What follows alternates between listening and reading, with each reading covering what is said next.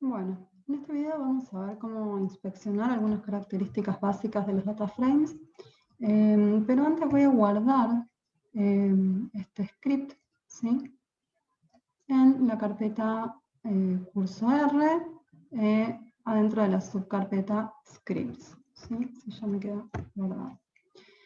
Bien, y también antes de seguir, vamos a borrar todos estos objetos que creamos, estos data frames que creamos, que eran como de prueba, digamos, para probar las distintas funciones para leer datos, ¿sí? Como son objetos que no vamos a usar, mejor los borramos para tener el workspace más prolijo, digamos. Entonces voy a borrar todo salvo surveys, ¿sí? Para eso uso esta función que es remove y voy escribiendo todos los objetos que quiero borrar. Ya está.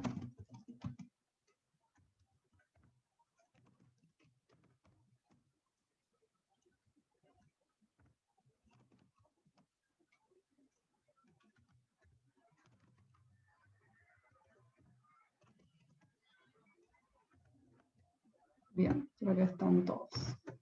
Bien, y ahí ya me quedó todo el espacio limpito. Y entonces vamos a ver cómo inspeccionar data frames. Bien. Bueno, entonces vamos a ver distintas funciones que nos sirven para inspeccionar el contenido o la estructura de los data frames, ¿sí? Entonces, primero hay funciones relacionadas con el tamaño de un data frame. ¿Está bien? Estas funciones son dim, entonces vamos a usar un dim de surveys. Me siguen apareciendo aunque les haya borrado. Bueno, que lo que me dice es la cantidad de filas y columnas que tiene este data frame, ¿sí? Tiene 34.786 filas y 13 columnas. Si solo quiero saber cuántas filas tiene, hago nrow, ¿sí? Nrow surveys. Bueno, me dice cuántas filas tiene y la cantidad de columnas la averiguo con ncol. ¿Sí? Bien. Después tenemos otras funciones relacionadas al contenido en data frame. Una de ellas ya la vimos, la función head, que me muestra las 6 primeras observaciones, ¿sí? Muestra las 6 primeras observaciones del data frame. Y también está la función tail, que muestra las últimas 6 observaciones, ¿sí? Las últimas 6 observaciones. Vamos a correrla. Y ya está, nos muestra las últimas 6. ¿Está bien? Después tenemos funciones relacionadas a los nombres, ¿sí? Como por ejemplo la función names, que lo que me da, esta es la que más vamos a usar, me da los nombres de las columnas, ¿sí? Son estos de acá, que ya habíamos visto. Otra forma de obtener los nombres es call names, ¿sí? Nombres de columnas. ¿Está bien? Es otra forma de tener lo mismo. Y después lo que podemos querer también averiguar es los nombres de las filas. Eso lo hacemos con row names. ¿Sí? En este caso, los nombres de las filas son los números de cada fila. ¿Sí? Fíjense que si abrimos el surveys, acá, en los nombres de las filas, tenemos el número de filas simplemente, que es lo que más usualmente uno va a tener.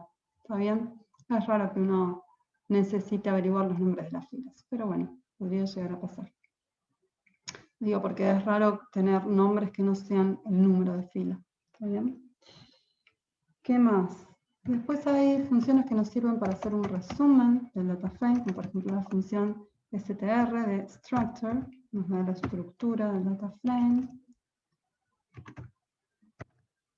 ¿Qué nos dice qué cosa? Nos dice primero de qué clase es este objeto. Nos dice que es un objeto de clase DataFrame, ¿sí?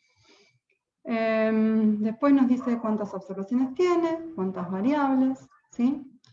Y después nos muestra una fila por cada columna, ¿sí? Donde nos dice el nombre de la columna, de qué tipo es esa columna y las primeras observaciones de esa columna, ¿sí? Fíjense, acá la primera columna es Record ID, las primeras observaciones son 1, 72, 224, etc.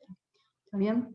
Esto que vemos acá, int, es de qué tipo es esta columna. Esta columna en el fondo es un vector, ¿está bien? Los vectores tienen tipo, ¿sí? Es el tipo de datos que contienen. En este caso, me dice que es entero, int de integer, ¿sí? Bueno, en realidad nosotros vimos como tipos el tipo numérico, ¿está bien? Integer es como un subtipo dentro del tipo numérico, ¿está bien? Con esta función structure no nos va a decir, si una variable es numérica no nos va a aparecer un número, nos va a aparecer un int si es entera o un double si tiene decimales, ¿está bien? Y después tenemos esta, por ejemplo, species ID, que es carácter, ¿sí? Por eso me pone esto. Podría saber también lógica, o, ¿qué más hemos visto? Factor, ¿está bien? Eso todavía no vimos. Bueno, ¿y qué más? Por último, otra función que también sirve para hacer un resumen de los datos es la función summary, que acá su nombre indica justamente que lo que hace es un resumen de los datos. Y lo que me da es un resumen de cada variable, fíjense. Acá tenemos varias columnas, cada columna corresponde a una variable o a una columna del data frame, donde, por ejemplo acá, record ID, como es una variable numérica, me hace un resumen de esa variable que lo que me muestra es el mínimo, esa variable que es 1 en este caso, el primer cuartil, la mediana, la media, el tercer cuartil y el máximo. Y eso hace con cada variable numérica, ¿sí? Más, year, todas estas.